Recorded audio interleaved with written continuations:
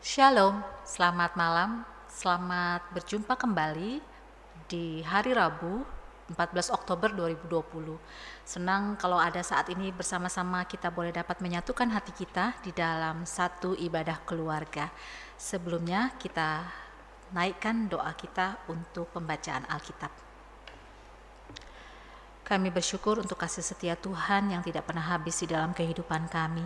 Kalau kami boleh berkumpul saat ini walaupun dalam kondisi tatap layar, kami percaya Roh Kudus Tuhan ada bersama-sama dengan kami, menyertai kami, melindungi kami. Sejauh ini Tuhan kami berjalan bersama-Mu, karenanya kami mau katakan Engkau sungguh baik kalau kami boleh ada di dalam kesempatan untuk bersama-sama dengan saudara-saudara seiman kami untuk beribadah di dalam satu ibadah keluarga. Berkati dalam waktu ke depan di mana kebenaran akan firman Tuhan akan diberitakan, biar itu boleh dapat menjadi kekuatan bagi kami, boleh dapat menjadi pemulihan bagi kami, dan boleh dapat meneguhkan kami. Berkati hamba-Mu yang berbicara dan juga hamba-hamba-Mu yang mendengarkan, agar sungguh-sungguh Roh Kudus-Mu bekerja dengan leluasa di dalam kehidupan kami, di dalam ruang hati kami, sehingga firman Tuhan itu tidak lalu begitu saja, tapi boleh sungguh-sungguh kami laksanakan di dalam kehidupan kami. Di dalam nama Tuhan Yesus yang adalah Tuhan dan Juru Selamat kami berdoa. Amin. Pembacaan firman Tuhan malam hari ini terambil dari Hosea 11 ayatnya yang kelima dan ketujuh. Tetapi saya akan membacakannya mulai dari ayatnya yang pertama. Judul dari perikop yang kita baca sama-sama pada malam hari ini adalah Kasih Tuhan mengalahkan kedegilan orang Israel. Ketika Israel masih muda, kukasihi dia, dan dari Mesir kupanggil anakku itu. Makin kupanggil mereka, makin pergi mereka itu di hadapanku. Mereka mempersembahkan korban kepada para Baal dan membakar korban kepada patung-patung. Padahal akulah yang mengajar Efraim berjalan dan mengangkat mereka di tanganku. Tetapi mereka tidak mau insaf bahwa aku menyembuhkan mereka. Aku menarik mereka dengan tali kesetiaan, dengan ikatan kasih. Bagi mereka aku seperti orang yang mengangkat kuk dari tulang rahang mereka. Aku membungkuk kepada mereka untuk memberi mereka makan. Mereka harus kembali ke tanah Mesir dan Asyur akan menjadi raja mereka, sebab mereka menolak untuk bertobat. Pedang akan mengamuk di kota-kota mereka, akan memusnahkan palang-palang pintu mereka, dan akan memakan mereka di benteng-benteng mereka. Umatku telah betah dalam membelakangi aku. Mereka memanggil kepada Baal dan berhenti meninggikan namaku. Demikianlah firman Tuhan, terpujilah Kristus, haleluya. Judul perikop yang diberikan kepada kami pada malam hari ini adalah membelakangi Tuhan sama dengan hukuman. Kalau kita membaca dari perikop yang baru saja, kita baca dari Hosea 11, kita boleh melihat, saya teringat satu istilah yang sangat ngetren waktu itu, istilahnya tuh jas merah, jangan lupa sejarah. Istilah itu saya ingat karena memang rasa-rasanya orang banyak sekali lupa sejarah. Setiap kita memiliki sejarah, kita mempunyai asal usul. Saya memiliki sejarah, Bapak, Ibu, Saudara-saudari, saya juga percaya pasti mempunyai sejarah atau asal usul. Bangsa Indonesia pun mempunyai sejarah yang luar biasa, mulai dari penjajahan Belanda, Jepang, kemudian merdeka pada 17 Agustus 1945. Dan sampai saat ini, di tahun ini juga kita mempunyai sejarah tersendiri, yaitu adanya pandemi COVID yang mulai merebak di Indonesia mulai dari Maret 2020 kemarin. Hingga saat ini masih di dalam posisi cukup banyak korban yang masih terpapar. Nah, sejarah itu harusnya selalu dapat diingat dan tidak akan dilupakan. Mengingat kembali sejarah membawa kita sampai di sini sering menjadikan kita lebih waspada, rendah hati dan tidak sombong. Karena kita selalu ingat bagaimana kita berjuang, siapa yang menolong kita dan bagaimana kita mampu menjadi serupa seperti sekarang ini. Berbeda halnya dengan mereka yang melupakan sejarah. Kecenderungannya mereka menjadi sombong. Karena di dalam pikiran mereka, Mereka mampu berada seperti sekarang ini ya karena usaha mereka, karena kepandaian mereka, dan melupakan orang-orang yang ada di sekitarnya mendukung. Orientasinya hanyalah kepada diri sendiri dan kerap menjadi lupa akan makna hidup kebersamaan. Apalagi yang dilupakan itu adalah orang-orang yang melahirkan, membesarkan, menolong mereka seperti orang tua atau siapapun juga kerabat yang mengasihi mereka. Dalam konteks bacaan kita malam hari ini, Hosea menggambarkan hubungan Tuhan dengan umat Israel seperti bapak dengan anak. Kalau kita mengingat kembali bahwa pemilihan Israel sebagai umat Tuhan terjadi ketika mereka meninggalkan tempat perhambaan di Mesir, yaitu kalau kita baca di dalam Keluaran 4 ayat 22. Pemahaman konteks apa yang disebutkan di dalam Hosea 11, kalau tadi kita baca mulai dari ayatnya yang pertama hingga yang ketujuh. Kalau kita memahami di ayat yang pertama, di sini saya baca kembali, ketika Israel masih muda, kukasihi dia, dan dari Mesir kupanggil anakku itu. Ini mengacu kepada Allah di dalam sejarah awal Israel yang mengkontraskan dengan penyembahan berhala umat itu selanjutnya. Allah menunjuk kepada sejarah Israel ketika mereka dibawa keluar dari Mesir untuk menjadi bangsa yang merdeka.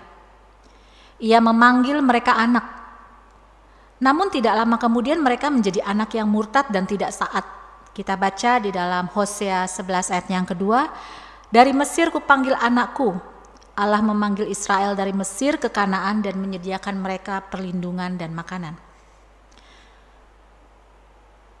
Kalau kita membaca ayatnya yang kedua, makin kupanggil mereka, makin pergi mereka dari hadapanku.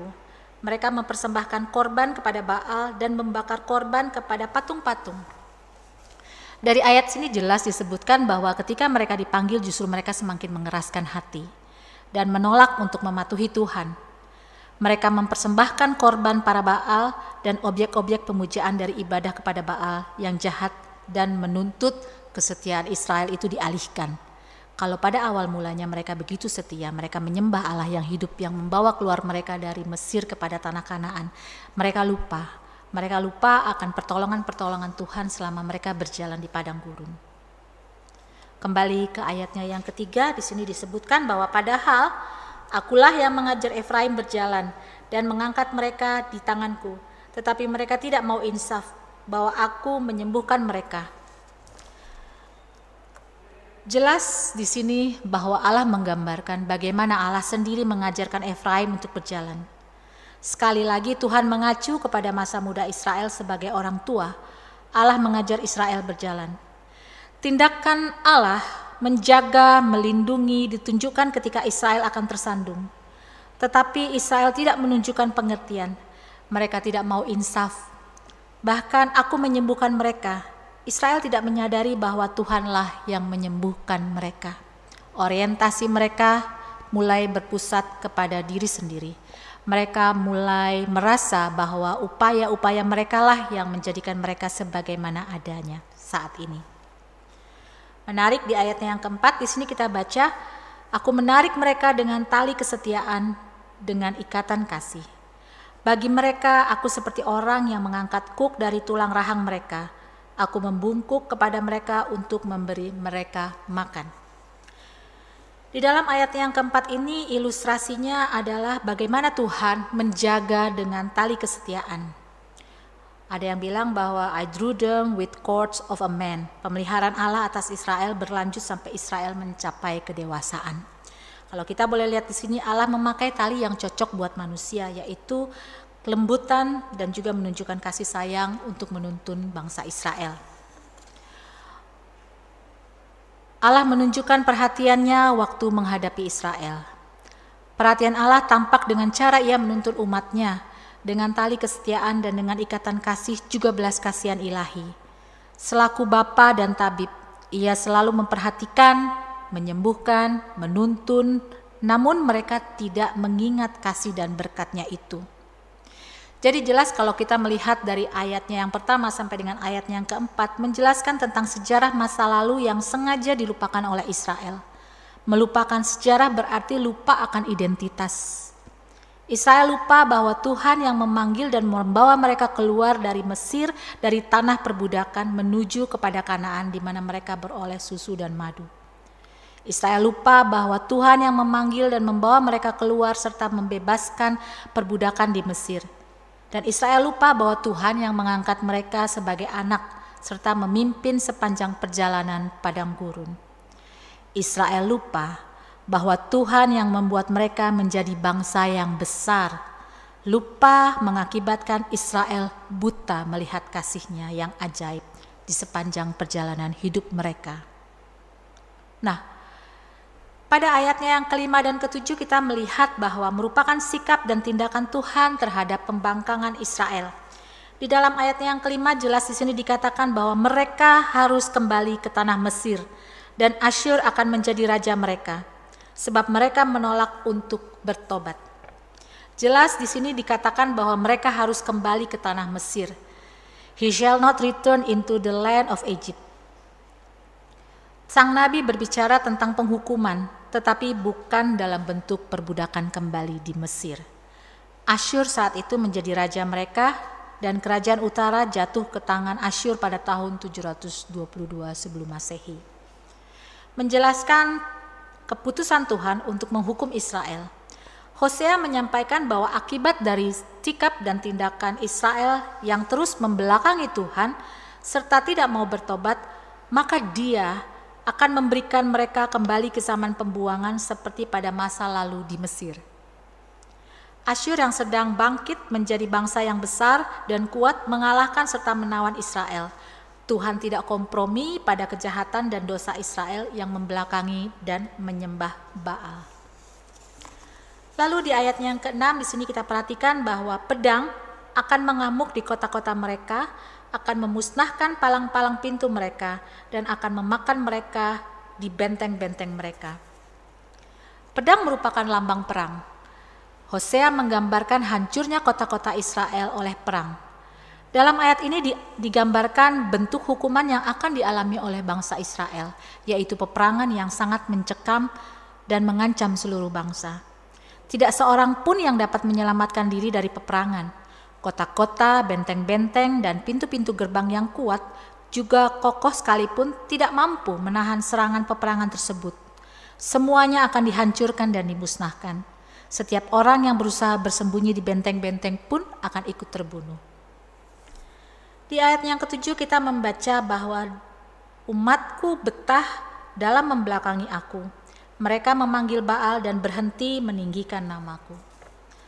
Menjelaskan rasa kecewa Tuhan yang amat sangat terhadap Israel. Meskipun berita hukuman itu telah disampaikan, namun Israel tetap tidak mau bertobat. Israel menjadi lupa akan kasih Tuhan di dalam kehidupannya. Israel betah membelakangi Tuhan. Mereka tidak lagi meninggikan nama Tuhan dan lebih tertarik atau senang memanggil serta meninggikan Baal. Ini membuat Tuhan yang telah membawa keluar mereka dari tanah perbudakan di Mesir kepada tanah Kanaan menjadi kecewa. Melupakan kasih Tuhan, melupakan bahwa Tuhanlah yang memampukan mereka sampai saat ini. Dengan jelas di sini Hosea menyebutkan alasan Tuhan memberikan hukuman pada Israel. Yang pertama adalah karena mereka menolak untuk bertobat. Yang kedua, mereka menjadi betah membelakangi Tuhan. Dan yang ketiga sebagai dampaknya adalah mereka lupa dan tidak mau lagi meninggikan nama Tuhan. Dalam kaitannya dengan konsep hubungan bapa dan anak yang semula tadi kita bicarakan, maka kita dapat katakan bahwa hukuman yang dilakukan kepada bangsa Israel itu sifatnya adalah pendisiplinan umat. Tuhan menghukum umat berdosa agar bertobat dan kembali padanya. Namun banyak penderitaan manusia bukan hanya karena dosa, tetapi juga dapat disebutkan bahwa karena ujian Tuhan untuk imannya. Lalu apa korelasinya? Kisah di dalam Hosea tadi dengan situasi kita pada masa ini. Kita tahu bahwa Allah Bapa tidak pernah putus asa menghadapi ketidaksetiaan Israel dan kita sebagai umat pilihannya. Kalau kita boleh merenung sejenak, berkali-kali kita mencoba untuk meninggalkan Allah.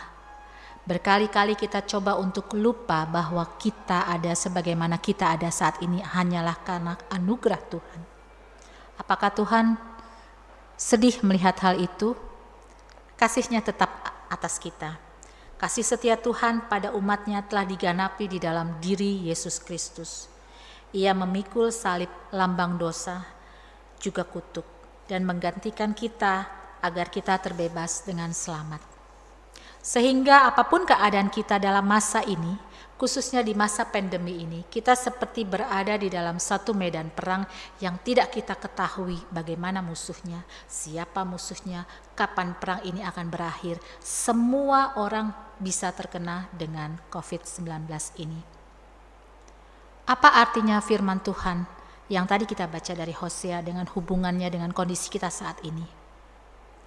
Ketika hal itu terjadi pada kita saat ini, yang harus kita ingat yang pertama adalah menyadari bahwa Allah adalah satu-satunya pertolongan kita, satu-satunya orang yang mengasihi kita, satu-satunya tempat di mana kita boleh berharap dan bersandar. Sehingga kembalilah kita kepada Allah, kembalilah kita di dalam doa, kembalilah kita untuk mensyukuri semua berkat Tuhan di dalam kehidupan kita. Kembali mengingat bahwa ketika kita pada masa ini, apapun persoalan dan pergumulan kita pada masa ini, ingatlah bahwa Allah dahulu memberkati kita begitu rupa. Allah dahulu menolong kita begitu rupa. Allah yang sama akan menolong kita ke depan. Allah yang sama akan menopang kita. Allah yang sama akan menggendong kita melewati pencobaan-pencobaan dan pergumulan yang kita hadapi saat ini. Ingat bahwa Allah yang dahulu adalah Allah yang sama yang akan menolong kita terus maju ke depan. Amin. Kita bersatu dalam doa. Menyadari bahwa hidup kami sepenuhnya ada di dalam tangan Tuhan. Menyadari bahwa kami hidup karena anugerah-Mu ya Bapa. Karenanya Tuhan senantiasa kami boleh mengucap syukur. Kami boleh merasakan sungguh bahwa keberadaan kami saat ini, apa yang kami miliki, apa yang kami kerjakan, apa yang boleh ada di hadapan kami, semua di dalam karya Kristus. Dan kami yakin dan percaya bahwa Allah turut bekerja di dalam segala sesuatu untuk mendatangkan kebaikan bagi mereka yang mengasihi. Terima kasih Tuhan untuk satu kebenaran firman Tuhan yang boleh sama-sama kami dengar. Yang kami ketahui bahwa ketika kami mengingat Allah begitu rupa mengasihi kami. Kami percaya di dalam masa sulit seperti apapun saat ini yang boleh kami lalui. Kami memanggil Engkau ya Tuhan. Kami meminta kepada Allah kami yang luar biasa. Pertolongan dan penyertaan yang sempurna akan datang kepada kami. Terima kasih Tuhan kalau kami boleh kembali dikuatkan bahwa di dalam kondisi apapun kami senantiasa ada bersama-sama dengan Tuhan kami. Allah kami tidak pernah terlelap, Allah kami tidak pernah lupa. Kami berdoa sungguh Tuhan, kami mengucap syukur kalau kondisi sekarang ini boleh sulit. Dan kami mengucap syukur kami memiliki Allah yang berjaga-jaga. Kami mengucap syukur kami memiliki Allah yang jauh lebih besar dari semua persoalan dan pergumulan kami. Secara khusus malam hari ini kami berdoa Tuhan bagi setiap hamba-hamba Tuhan yang ada bersama-sama di dalam ibadah kami pada malam hari ini. Kami percaya Tuhan apapun pergumulan mereka, apapun persoalan mereka, bersama-sama Tuhan mereka mampu melakukan segala perkara. Dan mari Tuhan Engkau menjawab setiap doa-doa yang boleh dinaikkan, setiap doa-doa yang boleh senantiasa Tuhan dinaikkan kepadamu, agar mereka boleh sungguh-sungguh mendapatkan jawaban yang daripada Tuhan. Ketika mereka ada dalam kondisi yang sakit saat ini Tuhan, Engkau menyembuhkan. Ketika mereka ada di dalam kelemahan, mari Tuhan Engkau menguatkan. Ketika mereka di dalam kesulitan sekalipun, Engkau menopang mereka dengan luar biasa.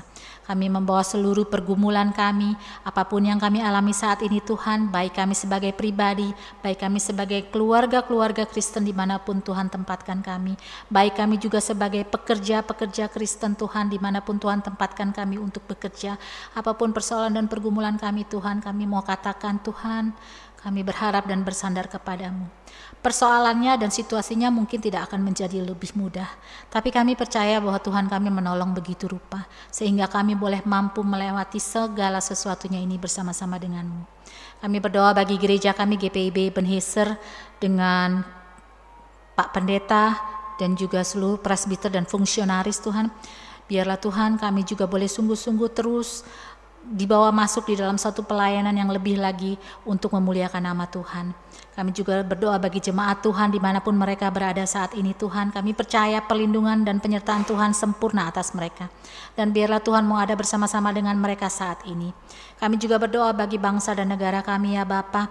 Kami mengucap syukur untuk semua kebijakan. Kami mengucap syukur untuk semua upaya yang dilakukan untuk mampu menangani kasus COVID-19 ini. Kami percaya Tuhan, kami mendoakan Presiden, Wakil Presiden, dan seluruh jajaran menteri-menteri kami, agar mereka boleh dapat diberikan hikmat begitu rupa yang daripada Tuhan saja, untuk mampu melewati masa ini dengan luar biasa. Khususnya Tuhan, kalau kami boleh melihat betapa banyaknya persoalan-persoalan di bidang ekonomi, biar Tuhan mau tolong kami Tuhan, agar kami boleh dapat melewati masa ini, dan kami percaya kami akan masuk di dalam masa yang luar biasa bersama-sama dengan Tuhan Yesus. Engkau menolong utamanya Tuhan bagi Presiden dan Wakil Presiden kami, juga para menteri. Berikan mereka kekuatan, berikan mereka kemampuan, berikan mereka hikmat yang daripada Tuhan, agar sungguh-sungguh di dalam pengambilan berbagai keputusan, di dalam pengambilan berbagai kebijakan, biar mereka boleh melakukannya dengan takut akan Tuhan, dan biarlah itu boleh dapat merupakan satu keputusan, satu kebijakan yang luar biasa. Kami juga berdoa bagi jemaat Tuhan, bagi masyarakat kami yang pada saat ini Tuhan kehilangan pekerjaan ataupun terkena dampak dari COVID-19 ini. Kami percaya Tuhan, kami minta belas kasihan Tuhan menolong, kami minta Tuhan sungguh-sungguh menyemangati dan memulihkan mereka khususnya dalam kondisi ini Tuhan, agar mereka boleh kembali bekerja, agar mereka juga boleh dapat menemukan cara-cara yang luar biasa untuk dapat kembali bekerja ataupun boleh dapat berupaya dengan begitu rupa setiap usaha yang mereka lakukan. Kau berkati agar sungguh-sungguh itu Tuhan boleh mendatangkan berkat tersendiri bagi mereka. Tuhan Yesus, kami terus berdoa Tuhan bagi bangsa dan negara ini, agar sungguh-sungguh kami di dalam satu kesatuan negara Republik Indonesia boleh melewatinya dengan luar biasa. Tuhan menolong apa yang akan terjadi di depan kami bersama-sama dengan Kristus, agar biarlah Tuhan kami boleh melihat betapa Tuhan itu luar biasa membawa kami dari kemenangan kepada kemenangan. Terima kasih Tuhan, inilah doa kami. Kami juga berdoa Tuhan Yesus bagi kondisi kami di minggu-minggu yang akan datang, bagi pekerjaan kami, bagi keluarga kami, bagi sekolah anak-anak kami, apapun yang harus dihadapi di waktu-waktu yang mendatang ini Tuhan, Engkau menolong agar segala sesuatunya boleh Kau atur sempurna, dan kami akan melihat bagaimana Tuhan mengatur kehidupan kami dengan kasih yang luar biasa. Inilah doa dan permohonan kami yang jauh daripada sempurna Tuhan, yang hanya kami alaskan di dalam nama Tuhan Yesus yang adalah Tuhan dan Juru Selamat kami yang hidup. Amin. Demikianlah ibadah kita pada malam hari ini. Sampai jumpa di minggu depan. Tuhan Yesus memberkati kita semua.